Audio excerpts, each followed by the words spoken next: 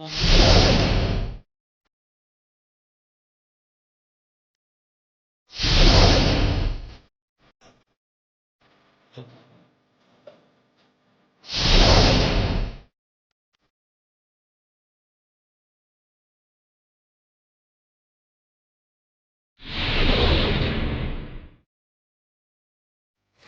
të dashur, assalamu alaikum wa rahmetullahi wa barakatuh. Takohemi si gjithmonë dhe si zakonisht pra në studion qendror të Radio Televizionit Islam, pra në emisionin ton tashmë përhershëm Islami dhe shoqëria. Një emision i cili përveç do të themi nisur dhe nga emërtimi përveç tematikave islame, trajton edhe tematika sociale, por gjithnjë pra në kontekstin islam. Po kështu përpiqemi që të sjellim tek ju informacione të larmishme si kuriozitete, histori, qofshin këto edukuese apo islame, apo ngjarje të ndryshme, fjalë të parëve tan apo fjalë të mbartura nga populli dhe normalisht edhe hadithe të profetit Muhammed alayhi salatu wasalam. Por si zakonisht pra në hyrjet e emisionit në këtë datë pikërisht 6 dhjetor, ne do t'ju sjellim kronologjinë e datës, pra që ka të bëjë pikërisht me ngjarjet kryesore që kanë ndodhur pikërisht në datën 6 dhjetor. Le ta ndjekim së bashku.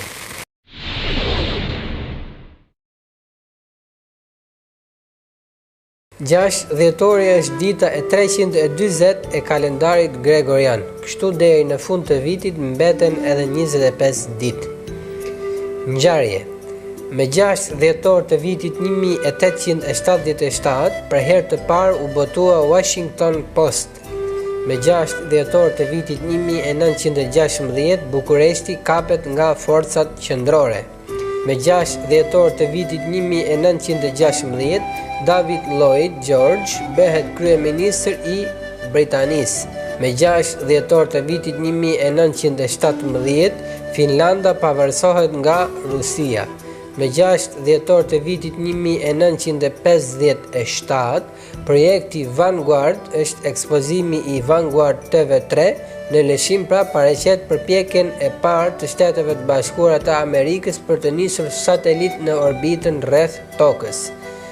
Me 6 dhjetor të vitit 1969, Meredith Hunter u vra nga Hells Angels në Almond Speedway në Kalifornia të Shteteve të Bashkuara të Amerikës.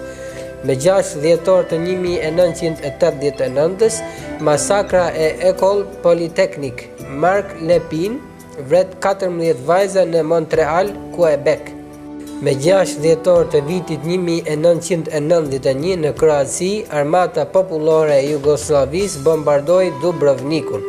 Me 6 dhjetor të vitit 2008, shpërthejnë trazirat në Greqi për shkakun e vrasjes së një 15 vjeçari Aleksandros Grigoropoulos nga një oficer i policisë. Lindje. Me 6 dhjetor të vitit 1848, lindi Johann Palisa, një astronom austriak. Me 6 dhjetor të vitit 1932, lindi Nasiha Kapidzic, shkrimtare bosnjake. Vdekje. Me 6 dhjetor të vitit 326, vdiq Shën Nikola, shenjt i krishterë. Me 6 dhjetor të vitit 1971, vdiq Karl Gurakushi, mësues, nënpunës dhe gjuhëtar shqiptar. Festa dhe përvjetore. 6 dhjetori i vitit 1917 njihet si pavarësia e Finlandës dhe 6 dhjetori njihet si dita e Kushtetutës Spanjolle.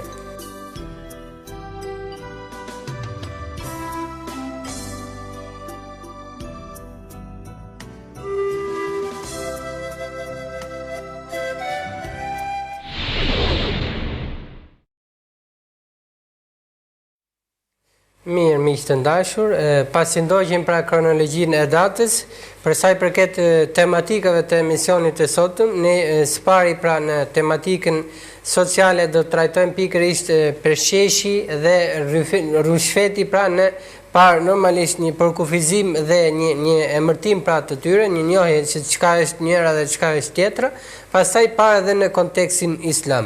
Gjithashtu besoj dhe në bazë të minutazhit ne do të sjellim edhe një trajtesë fetare, do të themi, pikërisht me begatit më të mëdha të Allahut të Madhërisëm kundrejt pra njerëzimit, begatit cilën pra i janë dhënë njerëzimit, ndërkohë që në thesari informues ne do të sillim pikërisht histori islame, pra që ka të bëjë me çlirimin e Konstantinopolës pra si një përgëzim pejgamberik, pra profetik, po kështu do të kemi një kronik ndoshta të veçantë për sa i përket fotove të javës, pasi kemi menduar bashkë me redaksin pra që çdo ditë të premte do të themi pra apo të xumaje të sillim tek ju disa foto që i kemi cilësuar si më të interesante, pra foto të ndryshme që janë marrë normalisht nga webet të ndryshme, që kanë të bëjnë pra me fusha të ndryshme, duke i cilësuar ato si foto të javës, dhe në mbyllje pra do të sillim edhe hadithin e ditës. Por më parë si zakonisht dhe si gjithmonë do të ftoj regjin që së bashku të dëgjojmë një ilahi për të rikthyer më pas në pjesën e parë të emisionit, pra në pjesën apo në rubrikën sociale. Le ta ndjekim ilahin së bashku.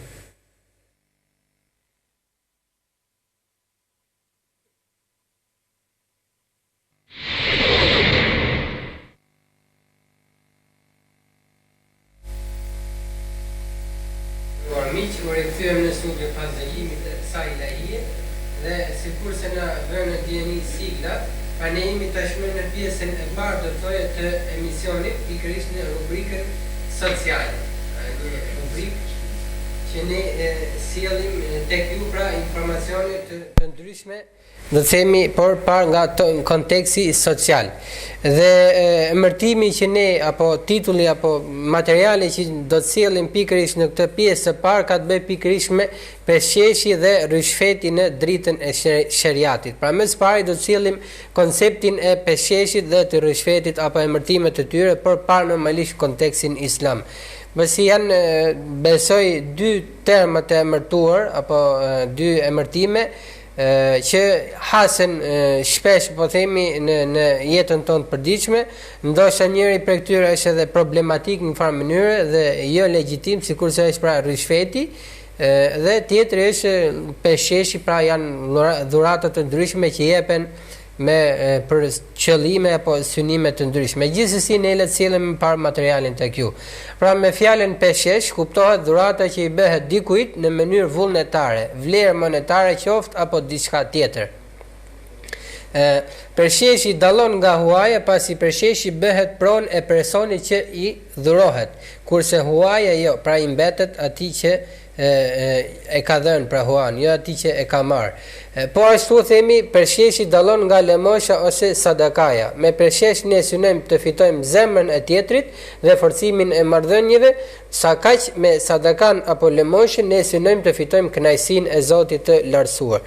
Pra janë disa emërtime njohëse, po themi, për të dalluar pra njërën nga tjetra. Normalisht pra thamë që peshqeshi dallohet nga huaja pasi peshqeshi i ngelet atij pra që e merr pronë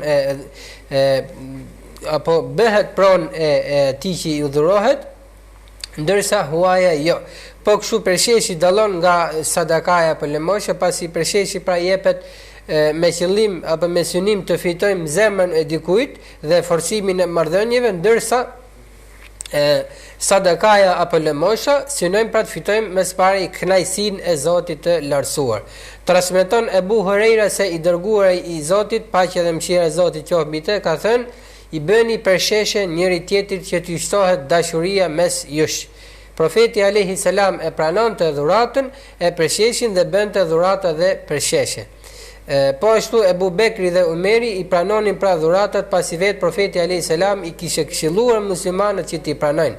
Thot profeti alayhi salam, kujdo që i bëhet një emir prej vëllait të tij pa e kërkuar dhe pa i imponuar, le ta pranojë pasi është rizq prej Zotit. Profeti alayhi salam po kështu e pranonte peshqeshin, sado i vogël dhe i pavlerë qoftë ai. Dietar bazuar pra nga veprimi i profetit Muhammed, paqja dhe mëshira e Zotit qoftë mbi të, dietarët islam normalisht e gjykojnë si akt të papëlqyeshëm për kthimin e dhuratës. Po cilat janë llojet e peshqesheve? Llojet, po themi, peshqeshet apo dhuratat ndahen në tre lloje, në tre lloje pra të caktuara. Lloji parë është pikërisht ajo që i jepet tjetrit përgjithmonë, pra e pa kufizuar me një kohë të caktuar. Në këtë rast pra shuma monetare apo çfarëdo tjetër bëhet pronë e tjetrit përgjithmonë, pra atij që është dhënë. Lloji i dytë ka të bëjë pikërisht me elumeri, pra një emërtim besoj jo i njohur në gjuhën shqipe, është një pershesh i cili i jepet përfituesit vetëm gjatë jetës së tij dhe të dhuruesit. Pra aq kohë sa njëri dhe tjetri janë të dy gjallë. Nëse përfituesi pra nga kjo vdes apo ai i cili përsheshja apo dhurata pra i kthehet dhuruesit sërish, sipas kushtit të vendosur pra nga dhuruesi.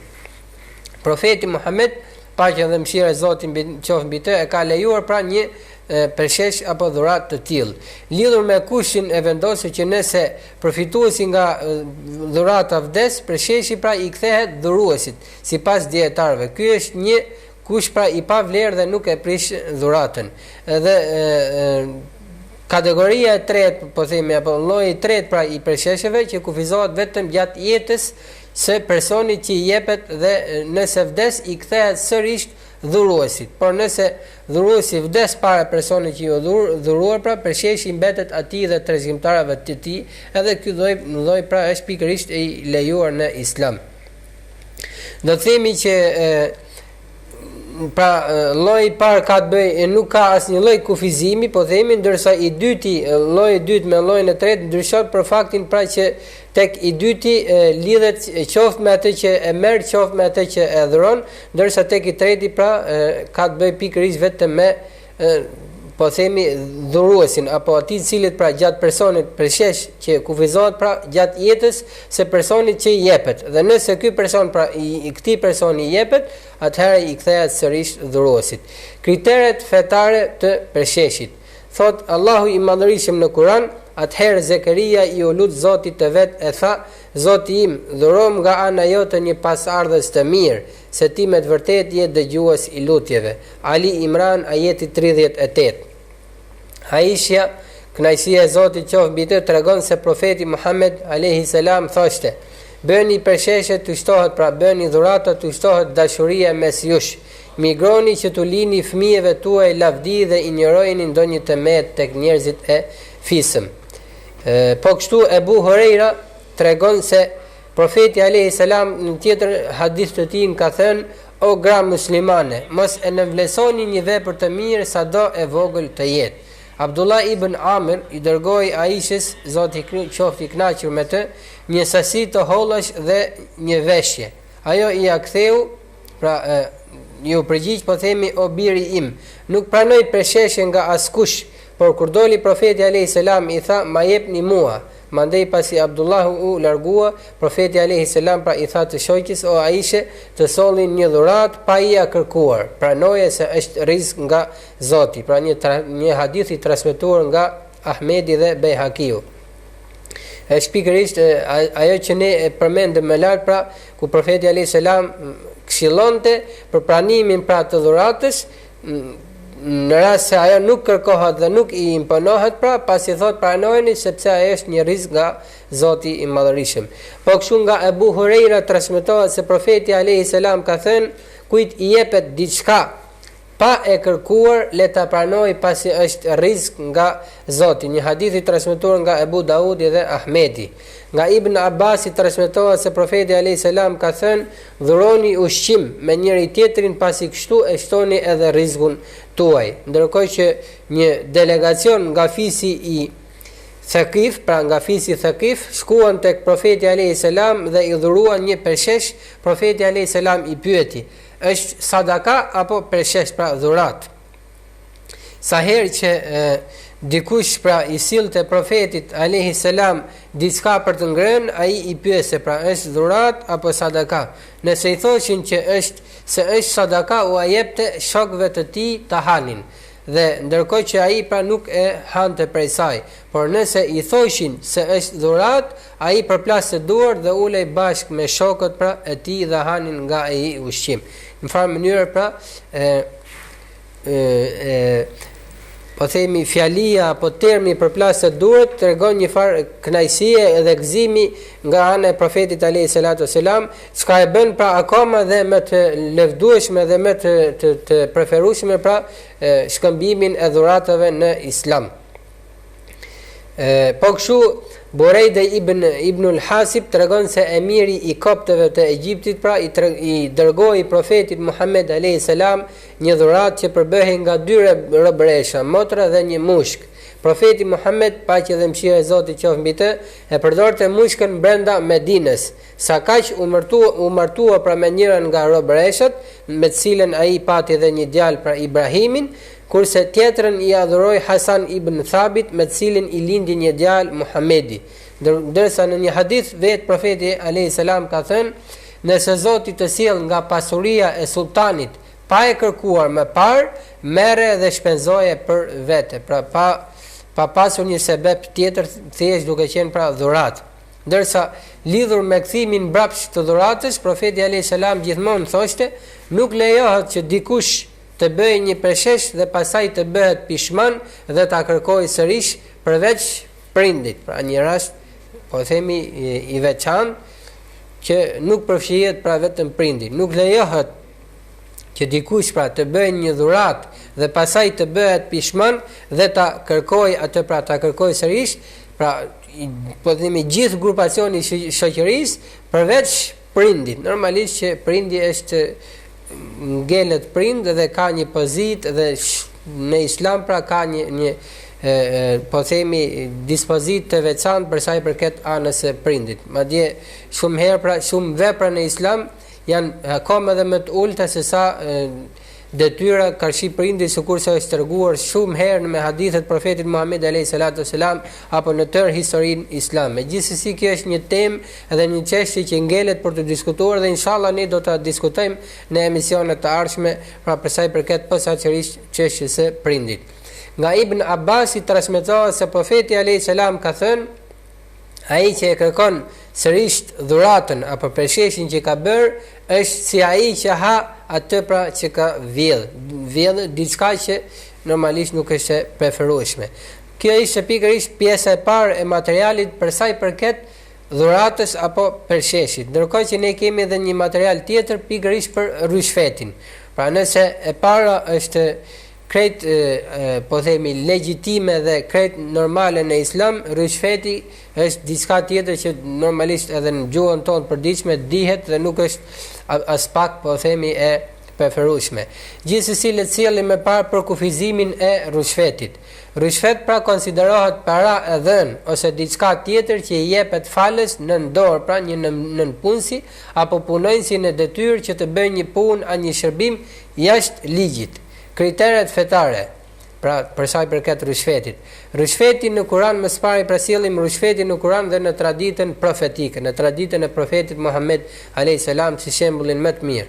Thot profeti Muhammed në një hadith të tij, Zoti e mallkoft dhënësin e rushfetit, marrësin dhe ndërmjetësuesin.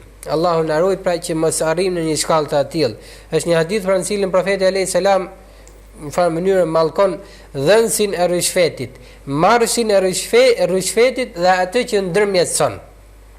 Ndërsa Omer ibn Abdul Aziz thot apo ka thënë pra në kohën e profetit Muhammed alayhi salam përsheshi ishte dhurat, ndërsa sot është rushfet, pra ndryshime të brezave apo të gjeneratave. Një ditë aty pra i hahej një moll Omer ibn Abdul Azizit, por nuk gjeti as një kokër në shtëpi. Madje nuk ishte as të holla për të blerë në treg. Doli jashtë dhe gjeti tek derapa disa djem me tepsi të mbushura me moll, për t'i adhuruar vet kalifit Omer. Ai mori një kokër moll, i mori erë dhe e ktheu sërish në tepsi. Ibn Saad i tha, vet i dërguar i Zotit Ebu Bekri dhe Omeri i pranonin përsheshet. Pra pasi pa veprimin e tij, Omer ibn Abdul Aziz ju përgjigj, po për pesheshin në kohën e tyre ishte dhurat, ndërsa sot është shndërruar në rushfet për nënpunësit.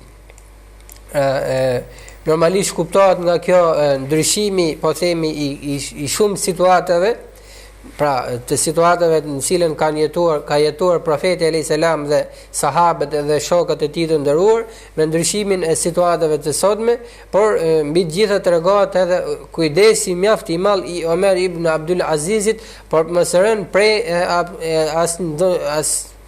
asnjë dhurate e cila në farë mënyrë të çonte në rishvet duke pasur parasysh pra fakti që ai ka qenë prijesi besimtarëve. Prandaj dhe presheshët që u bëhen pra në punësve janë haram. Janë në mënyrë pra dhuratat që u bëhen në punësve që në farë mënyrë është më së saktë pra që jepen në formë dhurate, por që në faktikisht janë rishvete, pra janë të ndaluara, sepse këto dhurata apo përsheshe pra u jepen për hir të postit që mbajnë dhe jo për hir të afrimitetit, për të krijuar afrimitet apo dhe për hir të Zotit Madhërisëm. Ndërkohë dhuratat dhe përsheshet që u bëhen njerëzve të tjerë jo për shkak të postit janë të pëlqyeshme dhe të kërkuara. Dhuratat dhe përsheshet pra që u jepen në punësve për postin që mbajnë janë haram, tradhti dhe cënim i së drejtës. Transmeton Buhariu dhe Muslimi në një hadith se profeti Muhammed alayhis salam emëroi dikë si mbledhës të zekatit. Kur u kthye pra ky person, kur u kthye me pasuritë e mbledhura për të zekatit, i tha i tha profetit alayhis salam, këto janë të zekatit, kurse këto mi kanë bërë peshesh, pra mi kanë bërë dhurat mua njerëzit. Profeti alayhis salam ia ktheu, po sikur të kishe qëndruar në shtëpinë e babait dhe të nënës tënde, a thua do të t'i kishin sjell këto dhurata njerëzit? Pasha Zotin që ka në dorë jetën time. Kushdo që merr diçka padrejtisht, ditën e Kiametit do e mbajë në qafë, deve, lop apo dele qoftë. Subhanallah. Pra, tregon më së miri që njerëzit cilët posedojnë një post, dhuratë që ju jepet atyre ka një rrezik të lartë që të kaloj pra nga dhurat në rishfet për shkak të postit që ata kanë, dhe kjo është edhe po themi arsye pse në Islam pra është ndaluar që t'u jepen dhurat atyre për shkak se mund t'u jepen me qëllim dhe synim të rishfeti. Sigur se pra tregon edhe ngjarjen në cilën profeti alayhis salam i thot pra personit që sikur të kishe qëndruar në shtëpinë e babait dhe të nënës tënde, a thua do t'i kishin sjell këto dhurata njerëzit. Pra që në farë mënyrë në kupton që dhuratat janë dhënë për shkak të asaj që ti kishe, pra për shkak të postit tënd, edhe jo për shkak të dashamirësisë tënde. Po kështu profeti pastaj thot profeti alayhis salam ngriti duart lart nga qielli saqë ju dukën dhe sqetullët dhe tha 3 herë, o Zot, i dëshmitar që ua kumtova, pra ua tregova të vërtetën. Thot profeti alayhis salam në një tjetër hadith, përsheshet që u jepen në punësve janë rishfet. E nëse kjo është e tillë për nënpunësit, për gjykatësit është normalisht akoma dhe më e rëndë. Një tjetër pyetje po themi lind pra se kur lejohet në farë mënyrë, pra nëse lejohet, kur lejohet rishfeti. Sipas juristëve musliman, rishfeti lejohet vetëm atëherë kur një të drejtë të ligjshme tënde nuk mund ta marrësh vetë se duke paguar rishfet. Pra një të drejtë që është plotësisht e ligjshme dhe është plotësisht e drejta e jote, nuk mund ta marrësh vetëm se duke paguar diçka, pra që normalisht quhet rishfet. Në këtë rast sot, pra thon dietarët dhe juristët islam, lejohet për personin që kërkon të drejtën e tij, por mbetet haram për atë që e merr. Pra edhe pse njërit i lejohet dhe është e lejuar, po themi, tjetrit normalisht është haram, pasi ai tjetri i cili e merr patjetër që e ka mundësinë që të jap, ta kryejë dhe ta çojë përgjegjësinë apo të drejtën e tij pa marr asgjë pra në këmbim. Dallimi mes dhuratës dhe rishfetit. Dallimi mes dhuratës dhe rishfetit është se atij që jepet përsheshi bëhet më një herë pronar i tij, pra atij që jepet dhurata bëhet më një herë pronar i tij. Sa kaq atij që jepet rishfeti nuk bëhet pronar i tij. Një dallim pra tjetër është se rishfeti jepet në rast halli, ndërkohë që kjo nuk ndodh me dhuratën apo me përsheshin. Ai që merr rishfetin duhet ta kthejë edhe nëse ka konsumuar, ndërkohë që dhurata nuk kthehet pasi edhe qoftë kjo e konsumuar apo jo. Transmetohet po kështu nga Abdullah ibn Abbasi, e kam dëgjuar thotë të dërguarin e Zotit të thotë, ai që jep sadaka dhe kërkon të arrimar përsëri është si shembulli i qenit që vjell pastaj ha atë që volli. Dhe fundit për të përfunduar të themi këtë pjesë të parë të emisionit pra për sa i përket dhuratës dhe rushfetit pra parë kjo edhe në dritën e Islamit, është fakti që nëse në punësi pra që kryen një funksion në administrat, ka rrogën e caktuar nga qeveria apo institucioni apo cili do qoftë, rrogë të cilën e ka obligim që ta marrë edhe nëse nuk ka nevojë. Transmetohet nga Abdullah ibn Mes'udi se vajti tek Umer ibn al-Khattabi gjatë kalifatit të tij, pra gjatë kohës që ishte priesi i muslimanëve dhe i tha: "A nuk të kam thënë se je punonjës i administratës shtetërore dhe se rrogën e caktuar duhet ta marrësh?" Ibn Mes'udi i u përgjigj: "Po, më ke thënë, por un kam kuaj dhe sklever të shumt, prandaj dhe kam vendosur që rrogën time t'ia lë muslimanëve, pra kam pasuri." Omeri i tha: "Mos e bëj këtë, sepse edhe unë pa të vepruar të njëjtën gjë në kohën e profetit alayhi salam, ai me shpërblente për përgjegjësitë që mbuloja dhe unë u jepja atyre që ishin më të varfër se unë. Profeti alayhi salam më tha: merre dhe shpenzoje për vete." Pra çka se njeriu ndoshta nuk mund të ketë nevojë, është një farë mënyrë obligim fetar pra që të merret dhe të shpenzohet pra për vete. Edhe normalisht pastaj njeriu me të mund krye edhe punë të tjera, qofshin këto punë të hajrit apo qofshin edhe punë të përditshme. Kjo pra të nderuar televizionistë si ishte pjesa e parë e emisionit, pra një pjesë në cilën ne ja dedikuam pikërisht dhuratës dhe rishfetit si dy probleme në farë mënyrë sociale të përditshmërisë tonë, nëse pra njëra dihet shumë mirë dhurata dhe është diçka që besoj edhe ne nuk mund ta kemi problem për shkak se shkëmbehen dhe nuk janë vjen e pa imponuar, ndërkohë që rishfeti ka një rrezikshmëri të saj për shkak se vjen e imponuar, por edhe për shkak se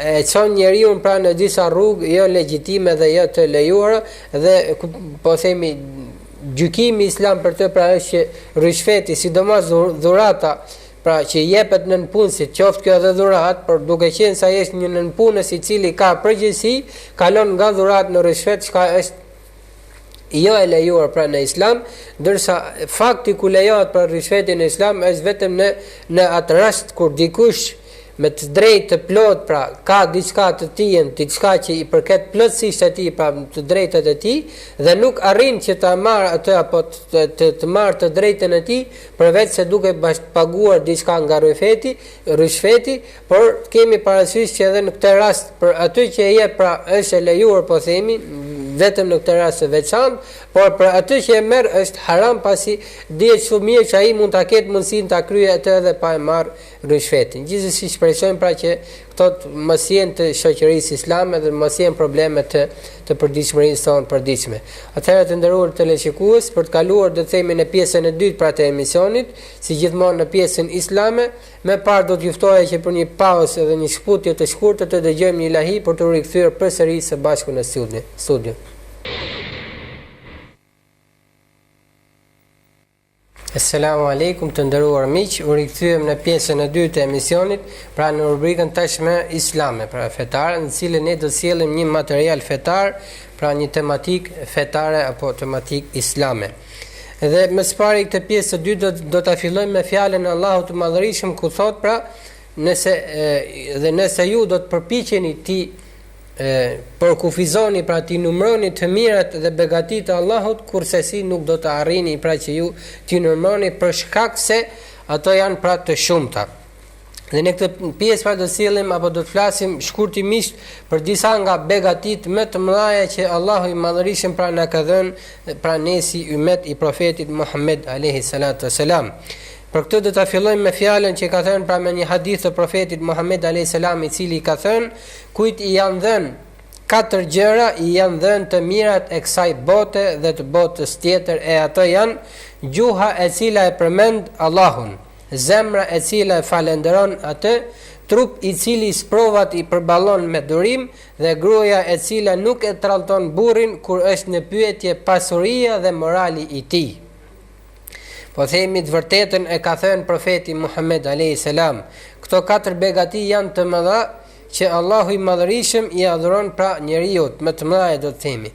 Këto janë më të mira se sa pasuria, fama dhe çdo gjë që njeriu kërkon, begatia, të lashët, ari apo dhe argjendi. Le ta nisim pikërisht me begatin e parë, pra që është gjuha që përmend Allahun e Madhërisëm. Pra është gjuha e cila gjithnjë dhe në çdo situatë përmend Allahun. Gjuha e cila nuk lodhet nga dhikri dhe është e lagësh nga përmendja e Allahut të Madhërisëm. Kur njerëzit merren me dynja dhe fitimet e tyre të kësaj bote, atëherë besimtari me gjuhën e tij përmend Allahun e plotfuqishëm, sepse Allahu i Madhërisëm nuk është i kënaqur pra që robërit e tij vetëm ndonjëherë ose pak apo as pak pra ta përmendin atë, por thot: o ju që besuat, përkujtojeni për Allahun sa më shpesh dhe madhërojeni atë në mëngjes e në mbrëmje. Hipokritët po themi e përmendin Allahun për pak, rrallë, për shumë pak po themi. Ata edhe kur falen, pra falen me përtasi dhe vetëm sa për të dukur të njerëzit dhe fare pak e përmendin Allahun. Është ky një tjetër ajet pra në cilin Allahu i Madhërisëm flet pikërisht për hipokritët. Ndërsa besimtarët gjithnjë e përmendin Allahun. Për ata që Allahun e përmendin me përkujtim kur janë në këmbë, kur janë ulur apo kur janë shtrirë, thot Zoti i gjithësisë. Ata pra e përmendin Allahun në çdo situatë, pra as po themi as në paqe as në luftë, pra por në çdo lloj situate. Bile pra edhe kur dy ushtri po themi takohen në rrallët e betejës, pra besimtarët e përmendin Allahun e plotfuqishëm. Për këtë Zoti i gjithësisë thot: o ju që besuat, kur të konfrontoheni pra me ndonjë grup, përqendrohuni dhe përmendni çdo herë Zotin e plotfuqishëm. Ata më së tepërmi pra e përmendin Allahun në vendet kur lihet kjo pra besimtarët. Sikurse që është pra tregu siç përmendet në një hadith, ai i cili përmend Allahun në mesin e atyre që janë indiferent, i ngjan luftëtarit në mesin e dezertorëve. Po kështu në tjetër pra është hadithi pejgamberit alayhis salam në farë mënyrë tregon indiferent pra është pikërisht një vend i cilin harrohet përmendja e Allahut dhe ku ka më tepër pra një vend më të përshtatshëm në cilin po themi mund ta krahasojmë është pikërisht pra tregu në cilin harrohet përmendja e Zotit plotfuqishëm. Përveç kësaj themi zemra duhet pra t'i bashkohet gjuhës, e nëse kjo pra nuk ndodh, atëherë do të mësohet me këtë dhe dhikri nuk do të depërtojë deri tek zemra. Normalisht pra që gjuha dhe zemra janë të lidhura së bashku. Pra gjuha kryen rolin e përmendjes pra të dhikrit, por zemra duhet krye rolin e falënderimit, në cilin pra janë dy dhikre që plotësojnë njëra tjetrën dhe janë të lëvdueshme tek Allahu i plotfuqishëm. Pra pikërisht begatia e dytë është zemra falënderuese. Përmendja e Allahut, pra dhikri dhe falënderimi i tij, shukri, janë gjithmonë së bashku.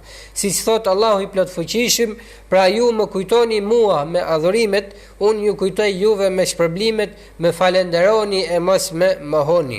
Ndërsa profeti alayhis salam në një hadith të tij thot: o Zoti im, më ndihmo të përkujtoj, të falenderoj dhe të bëj ibadet të bukur. Falënderimi është i nevojshëm, ndërsa shkalla e parë është që njeriu pra të jetë i vetëdijshëm që të gjitha begatit janë të Allahut. Ky pra është pranim me zemër, siç thotë edhe Kurani fisnik, dhe çdo të mirë që e kemi ajo është prej Allahut. Madje edhe kur ju godet juve pra e keqja, ju vetëm te ai e ngrini zërin me lutje, pra vetëm atij i drejtoheni me lutje Allahut plotfuqishëm. Më falni, po kështu pra zemra falënderuese kupton se Allahu udhëheq pra me begatit dhe është ai i cili i disponon ato dhe çdo gjë rreth ti është në realitet pra begati e Allahut. Pra çdo gjë rreth po themi ai që posedon dhe rreth njeriu është pikërisht begati nga ana e Allahut plotfuqishëm. E begatit e tij me të cilët pra ne kënaqemi janë të panumërta, siç thot pra Allahu: nëse në qoftë pra se përpiqeni t'i numëroni të mirat Allahut, nuk do të mund t'i arrini të përkufizoni në numër. Pikërisht ajetin në cilën ne e përmendëm në hyrje. Besimtari duhet me qenë falënderues në këtë begati, pra sikur ka qenë Sulejmani alayhis salam. Falënderues kur ja sollën fronin e Belkisës. Atëherë ai tha, e kur e pa atë fron të vendosur pranë tij, Sulejmani tha: kjo është nga dhuntia e Zotit tim që të më sprovoj mua se a do ta falenderoj apo do ta përbuz atë, pra do të jem prej përbuzve. Ai e falenderon me shpirt për Allahun, falënderimi e ruan begatin dhe e forcon, por edhe shton sikurse që konfirmon pra një ajet kuranor, nëse falenderoni do t'u ashtoj të mirat. Pra falënderimi jo vetëm që po themi sjell dy të mira njeriu, e mira e para është pikërisht që njeriu me falënderim e ruan atë begati që i ka dhënë Zoti plot fuqishëm dhe e forcon atë, jo vetëm kaq, por mirësia e dytë është se ai e shton atë mirësi apo të begati, pra sikur se thot Allahu i plot fuqishëm, e nëse falenderoni pra do t'ju ashtoj të mirat. Kjo është gjuha pra e cila e madhron Allahun dhe e falenderon. Begatia e tretë është, po themi, dy të parat i përkasin pikërisht asaj që njeriu me të fiton në farë mënyrë janë shumë të lidhura me ahiretin, normalisht janë edhe me qetësinë shpirtërore në këtë dynja, por dy të dytët janë më së tepërmi po themi të lidhura me këtë botë, pra me botën e përkohshme. Edhe pikërisht begatia e tretë është trupi i cili në sprova, pra i cili duron sprovat.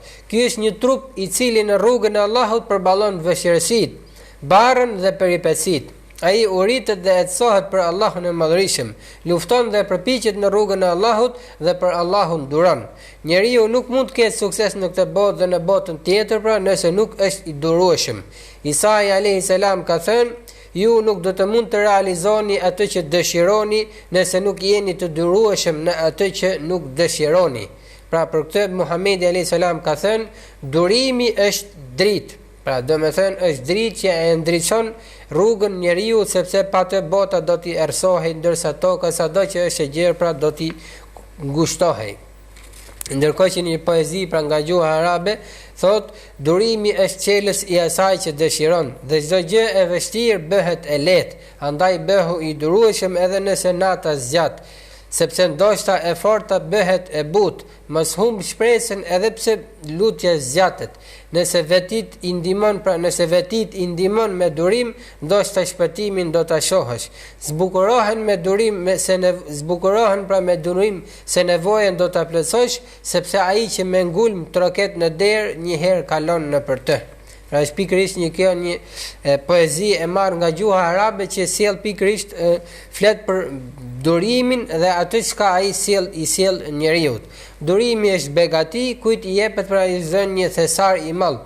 Ali ibn Talib ka thënë: durimi është shpatë që nuk topitet dhe kafshë kaleruese e cila nuk rrezohet. Kjo ishte pikërisht pra për sa i përket durimit, për të kaluar dhe në begatin e fundit, pra pikërisht ka të bëjë me gruan e mirë. Pra bashkëshortja e cila nuk e tradhton në moral dhe në pasuri, bashkëshortja e cila ka moral të pastër dhe me kujdes ruan pasurinë e bashkëshortit. Kjo është gruaja e mirë e cila për hir të Allahut ruan atë që i besohet.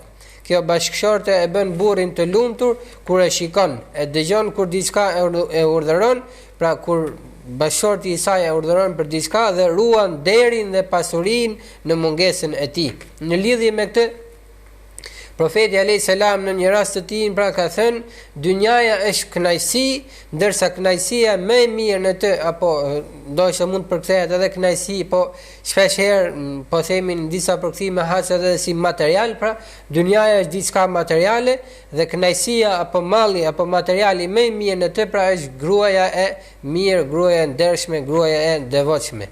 Pra këtë pejgamberi alayhis salam e kishte po themi shijuar pikërisht pra faktin e të qenurit apo të pasurit të një gruaje të ndershme dhe devotshme, e kishte provuar dhe shijuar vet kur u martua me Hatixhen. Kënaqësia e Zotit qoftë mbi të, ai nuk u martua për pasurinë e saj dhe moshën e saj, por për pastërtinë që ajo kishte. Tek ajo pra profeti alayhis salam vërejti mirësinë dhe moralin e lartë. Ajo ishte gëzim për të dhe mbështetje gjatë shpalljes. Ajo e qetësonte, e ngushëllonte dhe shpirti i tij tek ajo pra gjente prehje tek Hatixha. I thoshte pra pejgamberi alayhis salam i thoshte: betohem në Allahun, ai kur nuk do të pikëllohej. Ti gjithnjë kujdesesh për farafisin tënd, pra për farafisin dhe falni, pra pejgamberi alayhis salam i thoshte: betohem në Allahun, ai kur nuk do të pikëlloj pra Hatixha për Hatixhen, ti gjithnjë kujdesesh për farefisin dhe flet të vërtetën, ti nderon musafirin dhe të varfrin dhe familjen, ti furnizon të pafuqishmit, ti gostit musafirët, ti përkrah pra të drejtët. Është pikërisht po themi një thënie që në cilën pra Hatixha i drejtohej pejgamberit alayhi salatu wasalam duke e mbështetur atë dhe duke i kërkuar pra për krahje, duke i treguar pikërisht për krahje profetit Muhammed alayhi salatu wasalam për misionin i cilin Allahu i plotfuqishëm e kishte ngarkuar. Gruaja është thesar i mall, një i ur pra ka thënë, gruaja e mirë është pasuri e madhe. Kujt i dhurohet kësi gruaje pra është si me i udhurua pasuria e kësaj bote dhe e botës tjetër. Një grua e pasarzve tanë kur dilte, burri i saj dhe për tregti i thoshte, ruaju nga fitimi i haram se ne mund të durojmë pra urinë dhe etjen, por nuk mund të durojmë zjarrin përvolues dhe hidherimin e plotfuqishmit. Pra kanë qenë pikërisht gratë e para arzëve tanë, në cilët pra kur ata dilshin, po themi për tregti apo për të kërkuar rizqun, ata i thoshin pra i këshillonin normalisht bashortët e tyre, ruajuni pra nga fitimi haram, nga rënjën e haram, pasi ne mund ta durojmë urinë dhe etjen, por kur nuk mund ta durojmë zjarrin përvolues dhe hidherimin e Zotit plotfuqishëm. Për këtë pra profeti alayhis salam gruan e mirë e ka cilësuar si begatin më të madhe në dynja dhe ahiret. Në një hadith të tij ai thekson 4 gjëra përbëjnë lumturi: gruaja e mirë, shtëpia e gjerë, kafsha kaleruese e mirë dhe fqinji i mirë.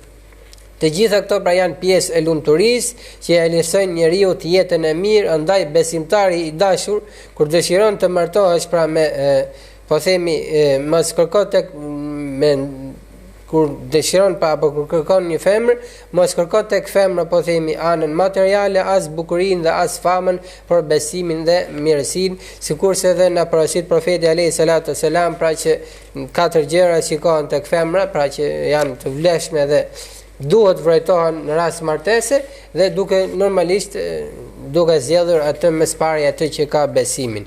Edhe ne pikërisht në të pjesë të dytë do themi lutim Allahun që të na bëj pjesë të tyre begative, pra të na bëj prej atyre të cilët posedojnë një gjuhë që e përmend Allahun, na bëj prej atyre të cilët posedojnë një zemër që e falenderojnë Allahun, na bëj prej atyre të cilët posedojnë një trup që i duron sprovat dhe të na ketë bërë dhe të na bëj prej atyre të cilët do të na bashkojë pra me bashortë të hajrit. Kjo pra të nderuar miq ishte edhe pjesa e dytë e misionit ton, pra një pjesë plotësisht islame, në cilën ne sollëm tek ju një material pra që ka të bëjë pikërisht me begatitë e Allahut, për të kaluar tashmë në pjesën e tretë e misionit, por më parë si gjithmonë pra do të kemi një shkputje të vogël për të dëgjuar një ilahi dhe më pas për të rikthyer së bashku në studio. Le ta ndjekim.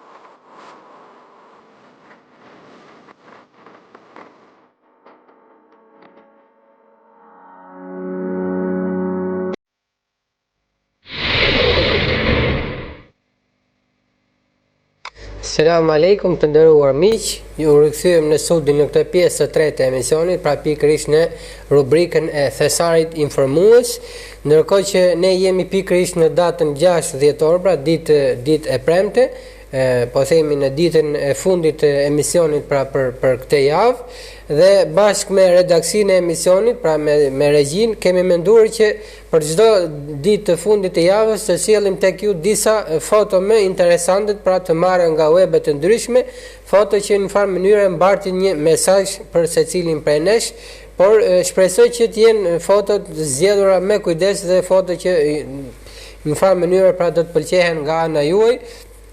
Pra ftoj regjin që më së pari ne të ndjekim pra një minutazh të caktuar fotot dhe më pas pra për t'i dhënë një tjetër larmi e emisionit rikthehemi në studio përsëri pra për të sjellë tek ju pasaj një pjesë historike të çlirimit të Konstantinopolis pra Stambolli i sotëm si një përgazim pejgamberik. Më parë le të ndjekim fotot, rikthehemi pasaj në studio.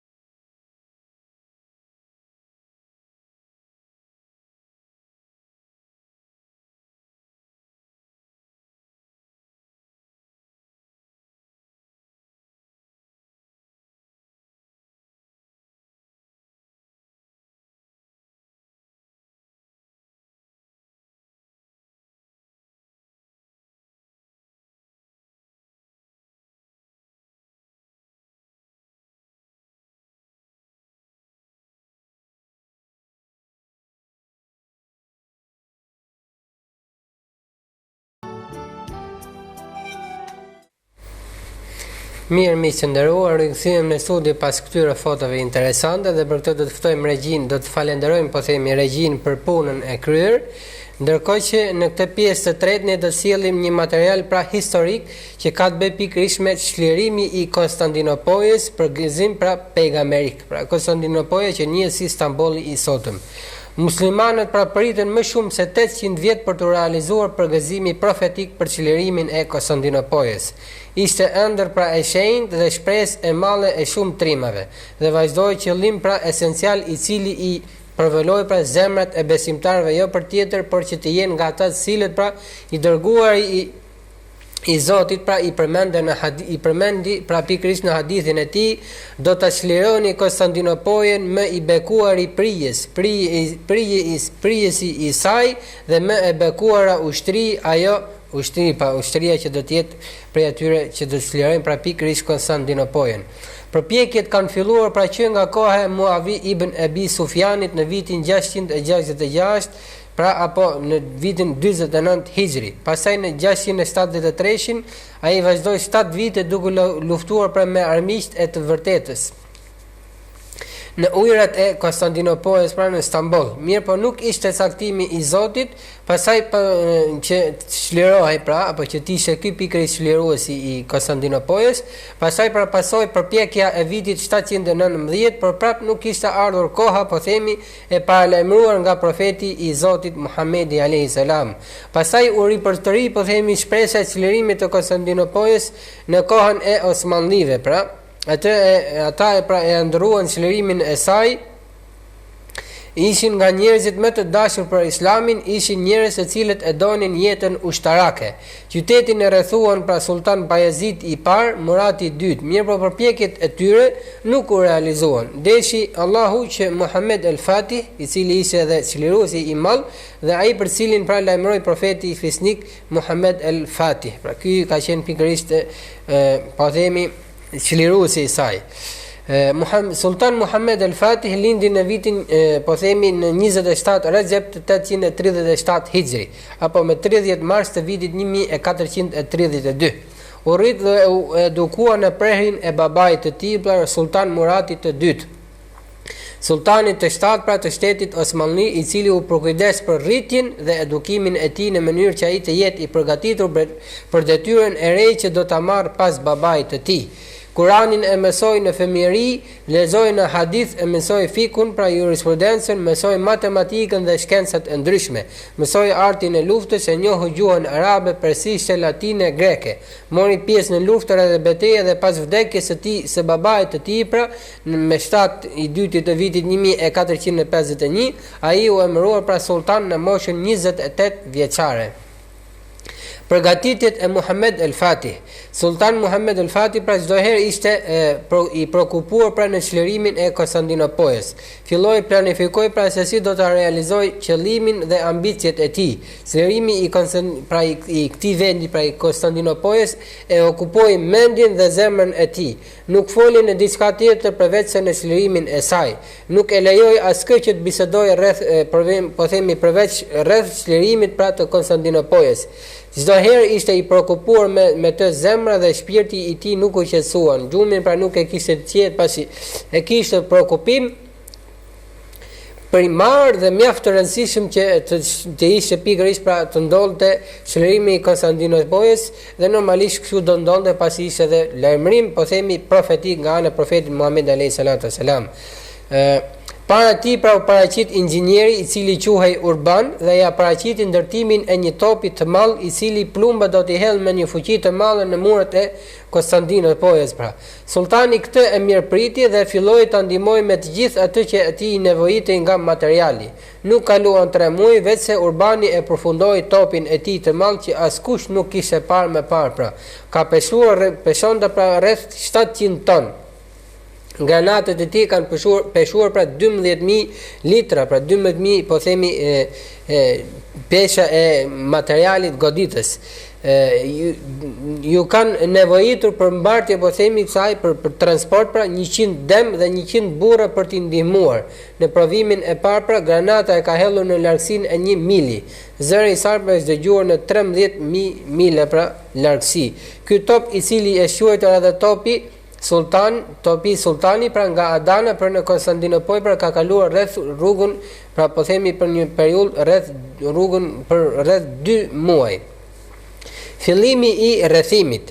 Sultan Muhammed el-Fatih me ushtrinë e tij të madhe para mureve të perëndimore pra të Konstantinopolis, e cila gjendet në kontinentin evropian, arriti në ditën e premte me 5 i katit në vitit 1453.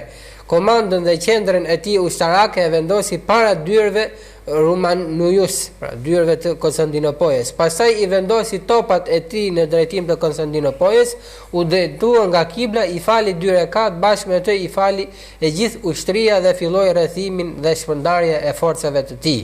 Në anën e Anadollit i vendosi ekipet me numër më të madh, të cilët pra ushtrinë në anën e detit Marmara.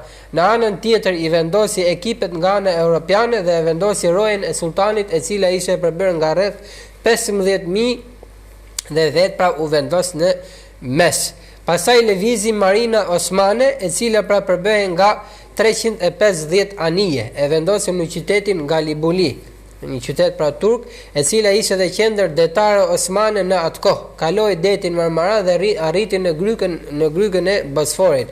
Dhe kështu pra Konstantinopoli u rrethua nga deti në det, me po themi edhe nga deti pra me forca të mëdha, numri i të cilëve arriti në 265.000 ushtar. Nuk i ka paraprit pra kjo forcë ndonjëherë më parë dhe kështu filloi dhe rrethimi i praktik pra në ditën po themi në ditën e premte të datës 6 i 4 të vitit 1453. Sultan Muhammed el-Fatih kërkoi pra nga imperatori Konstantin që ta dorëzoi qytetin, duke e garantuar se ai dhe njerëzit e tij do të ishin të sigurt.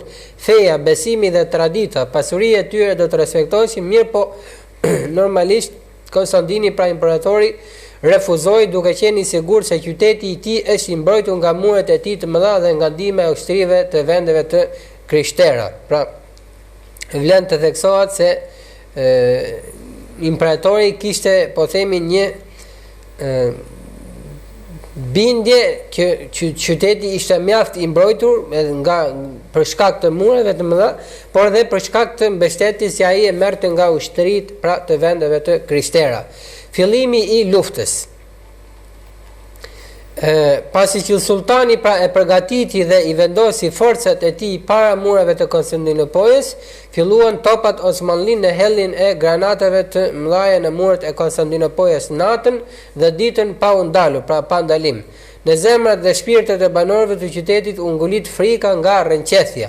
Kështu pra vazhdoi sulmi i pandërprerë nga forcat e sultanit dhe mbrojtja nga ana e Konstantinopolis u krye pra në krye pra të tyre Gjon Justiniani dhe imperatori Bizantin. Pra në mbrojtje dhe në krye të ushtrisë pra apo të mbrojtjes nga ana e Konstantinopolis pra ndodhi pik Gjon Justiniani dhe imperatori Bizantin. Në mëngjesin e ditës së martë të datës pra 29 i 5 1453, referuar datës në cilën pra është kryer po themi apo është ndodhur sultani ka qenë pikërisht 5 i 4 1453, ndërkohë që mëngjesi i datës 29 i 5 tregon pra më tepër se një muaj. Akoma pa ndodhur po themi çlirimi. Pra në mëngjesin e ditës së martë të datës 29 i 5 1453, sultani i përgatiti forcën e fundit, pra forcën e tij të fundit dhe i shpërndai forcat para mureve pranë derës së ardh vendosi 100.000 ushtar nga deti, përgatiti mbi 70 anije. Dhe sulmi filloi të jetë njëkohësisht pra edhe nga deti dhe nga toka. Betejë ishte ashpër saqë i dridhi pra shpirtët dhe zemrat e tyre që ishin brenda mureve të Konstantinopolis. Nuk kaloi shumë kohë veçse muret u thyen pra dhe mira të vrarë mbetën mbi ta. Konstantinopolia pra ra në duart e çlirimtarëve dhe kështu ajo u bë qytet islam. Muhammed al-Fatih në qytet, pra hyrja e tij, momenti i hyrjes së tij në qytet, që kjo është edhe materiali, po themi pjesa e fundit e materialit historik të çlirimit të Konstantinopolës. Pasi Muhammed al-Fatih pra hyri në qytet, ai zbriti nga kali i tij dhe ra në sejdë falënderimi për Allahun e Madhërisëm për këtë sukses.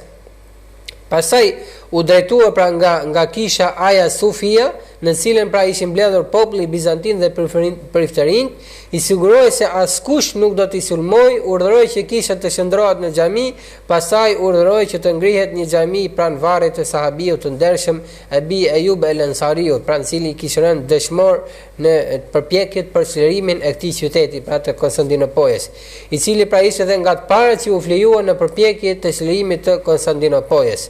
Sultani Muhammed al-Fatih, i cili pas çlirimit pra mur epitetin el-Fatih pra çlirues, vendosi që Konstantinopoja të jetë edhe kryeqyteti i shtetit të tij dhe emëroi Istanbul, që do thot pra shtëpia islame, që sot normalisht quhet Istanbul. Dhe por kjo pra me kalimin e kohës u devijua dhe u njohën me Istanbul, që njihet edhe sot.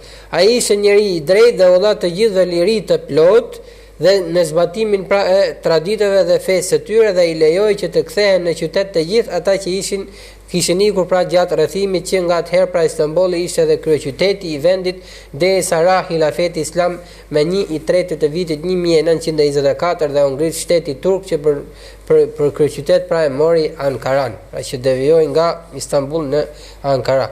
Kjo pra të nderuar miq ishte edhe pjesa, po themi, e parë pra, pjesa e fundit e emisionit, pra pjesa po themi historiku i çlirimit të Konstantinopolës, kjo si një përgëzim profetik pra nga ana e profetit alayhis salam, pra i cili ka thënë: do ta çlironi Konstantinopolën, më i bekuar i prijes, pra prisi i saj do të jetë një prej njerëzve të bekuar, dhe më e bekuara ushtri, ajo ushtri pra ushtria që do të çliroj pikërisht Konstantinopolën.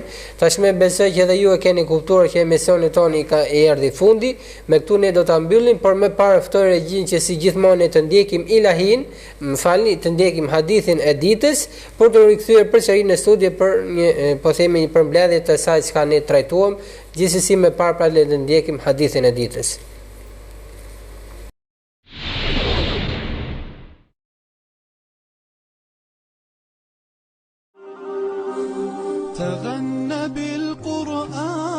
Nga nëna e besimtarëve Aisha, kënaqësia e Zotit qoftë mbi të, transmetohet se ka thënë: i dërguari i Allahut, paqja e Zotit qoftë mbi të, ka thënë: kush vepron për këtë çështjen tonë, atë që nuk është nga ajo është e refuzuar. Hadithi transmetohet nga Buhariu dhe Muslimi. Sipas transmetimit të Muslimit, kush vepron diçka që nuk është në pajtim me çështjen tonë, ajo pra vepër është e refuzuar.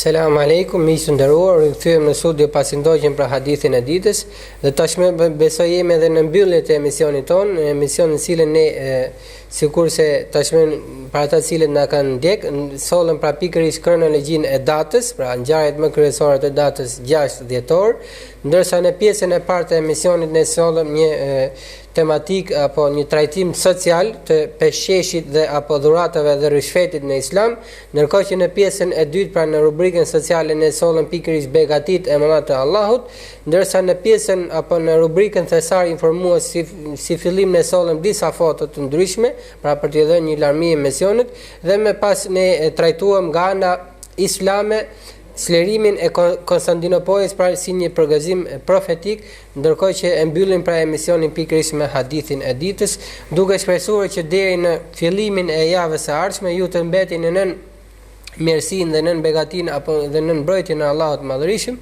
Ju përshëndes nga zemra. Assalamu alaikum wa rahmatullahi wa barakatuh.